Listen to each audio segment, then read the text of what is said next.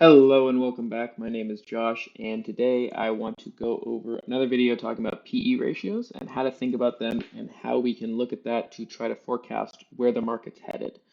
So, what is a PE ratio? A PE ratio stands for price earnings ratio. It's basically how much you're willing to pay for a dollar of earnings. Now, for an individual company, that can change because it's based on what the current price is versus the current earnings. But really, you could see that as an idea of how optimistic someone is about a company. So, a company like Tesla, you're willing to pay a lot more for the earnings because people think the earnings are going to grow much quicker.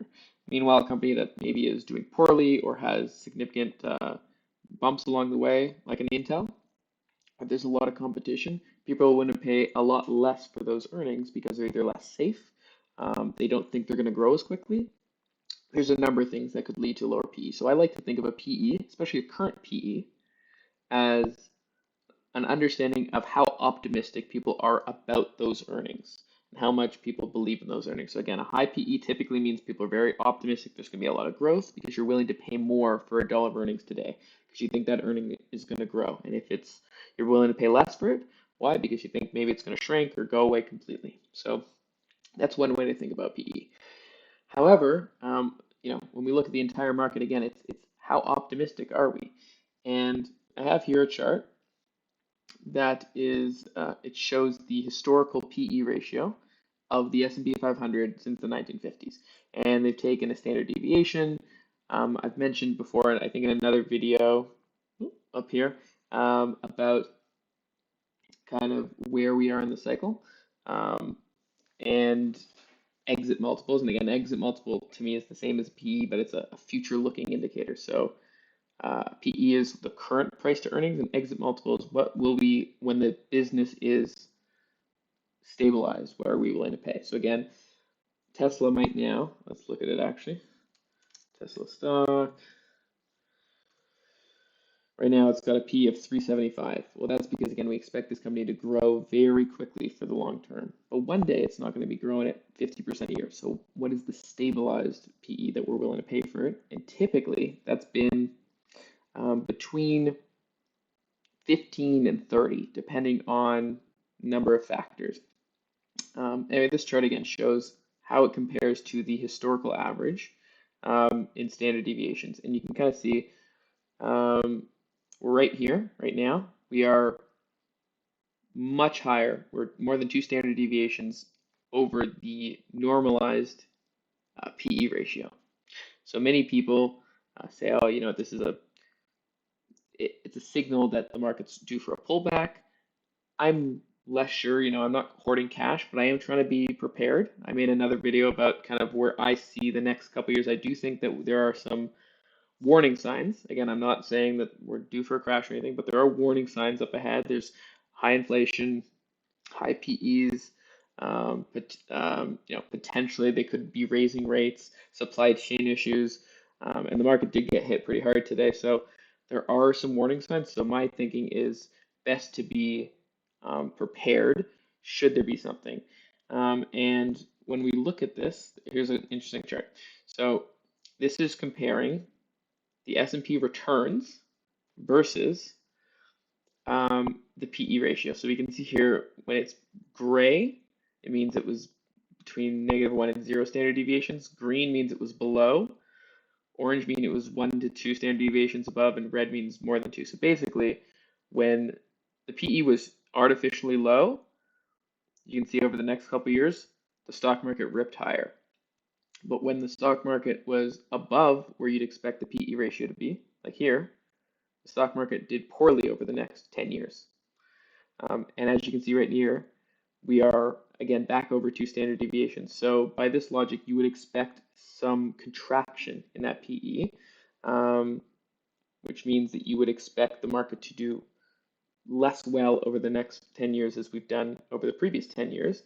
And this actually coincides with the Bank of America actually recently reported that they see negative returns in the S&P 500 over the next 10 years. So again, they think that we're due for not, on average, the S&P returns 7% a year. They're saying that they expect negative returns over the next 10 years. Now, if we look at it here, this was around 2000. and we go to 2010, you can see the last time we were two standard deviations, we did have that. We did have negative returns. So again, there are warning signs. Now, this is also the market as a whole. When you are owning a large swath of the market, you are much more at the whims of macro events such as interest rates, inflation, um, the general sentiment of the economy and the people in it. When you're owning individual stocks, despite the fact that between 2000 and 2010, the stock market as a whole went down, there were some companies that did extraordinarily well. And so when you're picking individual stocks, you can still find those ones that are going to do well. So how do you do that? Well, one, I would say find companies that you think that are going to continue to grow earnings quicker than you'll see they'll contract their multiple. So again, multiple expansion, when we actually look at, where is it here? Here we go. This is how much of you can expect total return. This is over a history. How much of a stock's return is based on different factors. So they say some of it's dividend yield. Now again, most companies, not all companies today give dividends, but out of the 10.2% return over this time period, 15% of it basically was due to multiple expansion, and the rest, which is because interest rates have been going down over years, which is why P's have been going up, but most of it was due to earnings expansion and dividend yields, which is them paying out from the earnings they made.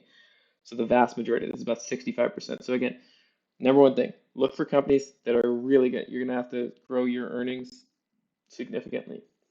But you also have to think about valuation. So, if a company grows if a company like Tesla, which again we said is 375 PE, if they 10x if they 5x their revenues or earnings, but their PE drops by 10x, so it's only 37 in the future, but they grew their revenues by 10, the stock price should be about half what it is now. So again, you have to say one lever is going up, earnings, but the other one's going down. So do these counteract? So one, find a company that's going to continue to grow earnings quicker than you see the multiple going down. And again, a multiple like this will go down, especially like early stage companies like Tesla that are still in hyper growth mode should have a high PE, but eventually companies do settle in around that 25 to 30, 20 for a more stable company, but I typically try to look at really high quality businesses that are unrivaled, a Google, a Facebook, a Microsoft, and Amazon. Um, I think Tesla is unrivaled, so I think that there is kind of that 30 PE is doable for them in the long term. Again, that's what I call an exit multiple.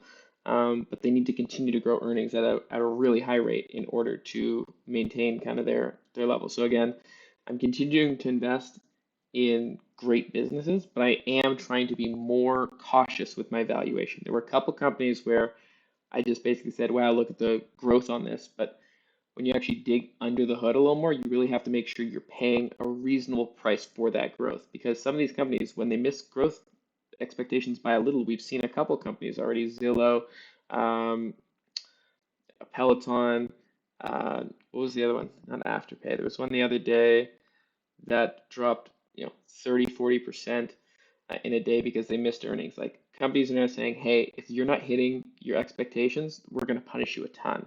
So, if companies continue to beat expectations, they'll continue to do well, like Airbnb did. But when companies fail to meet expectations, which happens from time to time, in a high PE environment like we are now, they're going to get hit extra hard. So try to find companies that can A, beat expectations, or B, are reasonably priced. And so you're not going to see as much of a pullback. So that would be my suggestion. Hopefully this was helpful. Let me know, what do you see in the next 10 years for, again, I personally don't see negative returns, but I do think there will be below average returns in the next 10 years, i.e., if we've expected 7 to 10% over the last 10 years, I do think we're more in the 3 to 4% range, 3 to 5 probably. And part of that is because we pulled some of that demand forward. People talked about with Netflix how when the pandemic hit, people pulled demand. Instead of 10 million new viewers a quarter signing up, they got all of those people signed up almost immediately when the pandemic hit. Everyone was stuck inside, and so then growth slowed. I think very similarly, if you look, we saw a huge expansion even since, even from here, from before the dip 38% in a year and a half. That's a very strong return, and we have seen huge boost, but I think we've pulled forward some of those earnings growth, and so I do think that we'll level off in the next 5 to 10 years. So because of that, one, make sure you're resetting your expectations. Two, make sure you're really understanding the valuation. There are companies that I love and would love to invest in because believe in the product, I believe in the vision, but I just don't know if I believe in the valuation. So basically, I add them to my watch list and I say, if there's a dip, I will be buying these companies. So there's a number of companies like that where right now they're on my watch list, and I'll actually make another video, maybe talking about that. If you are interested in kind of learning which companies I'm keeping my eye on, where they're great companies but they're not yet at the valuation I want, let me know in the comment section below, as well as if you have any suggestions for videos I should do. Thanks so much for watching, and talk to you next time.